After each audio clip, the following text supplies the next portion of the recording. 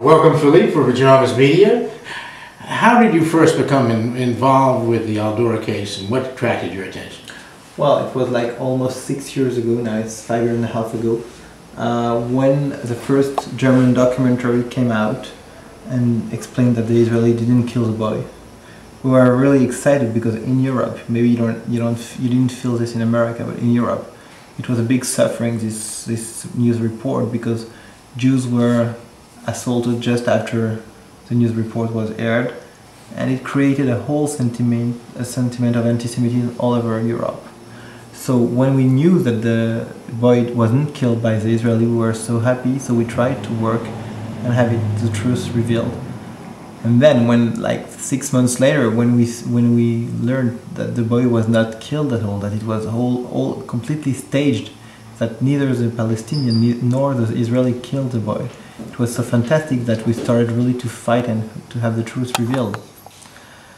The fact is that after that we tried by many ways to have it revealed, but it was impossible. So when I created Media Ratings, people came to me. It was 2 years after we discovered the truth about the Durah. People came to me and said, "Now you're going to talk about the Durah." I said, "Yes, I'll wait for an opportunity to talk about the Durah, but I'm not going to go out like this." So. And the big mistake that France 2 made was that they made a press conference, but I was not allowed to enter the room. Many people were not allowed to enter the room. So, I mean, they didn't make a real press conference. They were picking the people they wanted to have in the press conference. So, I published an article in November 2004. It was really a provocative article. And the main problem for France 2 was... What did you say in that article, essentially?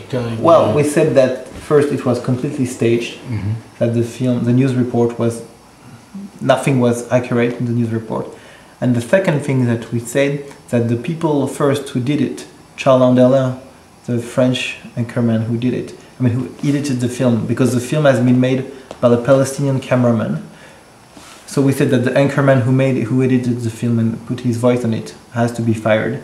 And we said that the head of the information desk, Arlette Chabot, who was a French woman, was not there at the time it was made, but who was there when France 2 decided to cover the lies.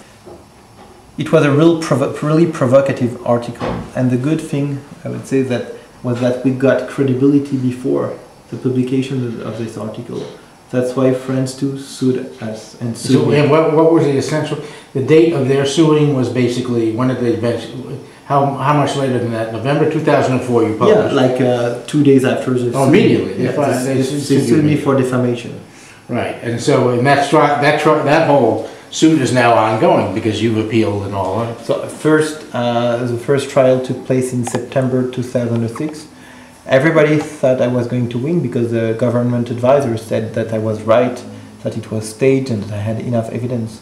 But there was a letter of Jacques Chirac in the evidence of France 2, just a simple letter saying that Charles Landerlin, the guy who made the fraud, was a great guy, very accurate, very precise. And then the judge ruled in his favor against me. I immediately appealed the same day, and the trial started again a year after, in September 2007. And this trial was pretty hard at the beginning and pretty bad because the judge didn't believe me. They were sure I was a complete lunatic. They really a lunatic or a liar or no, a lunatic, lunatic. Really crazy because it's like a revisionist.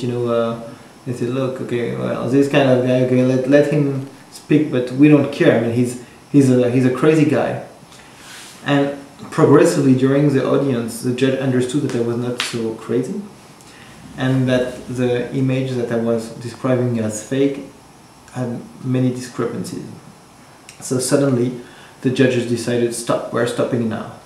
And they turned to the France 2 lawyer and they said, look, we'd like to see all the raw footage of the film, which means 27 minutes. And so the court stopped the trial. They ordered the release of the 27 minutes to France 2.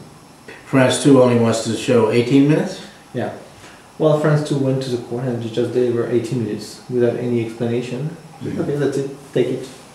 So the judge said, well, I was expecting 27 minutes. I mean, I'm asking you, if you see that the guy testified that there was 27 minutes that he filmed, and he testified under oath at the Palestinian Center for Human Rights, No. would you believe that they will bring only 18? No, 27. So they brought 18 minutes, and so this was the first tampering of the evidence. Right. And after what we realized, it was that even with those 18 minutes, we were able to prove that they were just a bunch of liars. Right. So, well, the trial went pretty well. The French anchorman was there. He made a surprise by coming. He was not forced to come. And he was ridiculous. So where do things stand right now? So now we have finished the last hearing, the last screening. We're gonna have the hearings in February 27th, and then the verdict a few weeks after. But I'm not sure that we're gonna go so far, because now there is a big lobbying activity in Paris. France 2 people are trying to, the French TV, all his friends are trying to lobby everywhere to discredit me by many ways. And Character assassination? yeah, well, whatever. I mean, you know, But they're going to try to look everywhere to find something to say about me. Well, I'd like to see what's new about me, you know, what's new about my biography. But the fact is that we know there is no more Durah death now, which we are sure. You know, before November 14th, we had a doubt. You know, you never know. The guy tells you, like, you know, in my pocket I have 4 aces. You never know. But then we just saw that had nothing in their pocket. So that's great. Right, so they don't have their 4 aces. Yeah, and the very funny thing now is that, you know what? With this trial, I published an article which was like moderate. If for any reason, I would say, legal trick or legal pressure or whatever, political pressure, I lose the case in February, I'm telling you something. Now that I've seen all the raw footage at the court with 60 people in the room, I'm going to publish inflammatory articles explaining that first, the guy is a liar, second, that he covers his lie, and third, that the French justice is a completely corrupt system. I don't believe that the French justice is a completely corrupt system, but we don't know. One of the things that I don't think American audiences realize, and I'd like to have you express, is why the Durah case itself is so important. Why this particular forgery is so meaningful and historically relevant. First, I would say it's not a French case. It's a worldwide case. I mean, Daniel Pearl was killed, and the justification was the so-called killing of Mohammed al-Durah. So many people were killed all over the world to avenge Mohammed al-Durah. It's a year before 9/11. Remember, it's a year before 9/11. And the Muslim world erupted just after Mohammed al-Durah. It's a street in all the Arabic countries. It's squares, schools, ministers, buildings, stamps, all over the world. It's everywhere. Try to find, since the creation of the State of Israel, a stronger image to delegitimize Israel. There is no. So this image is a starting point of the jihad war against the West in 2000.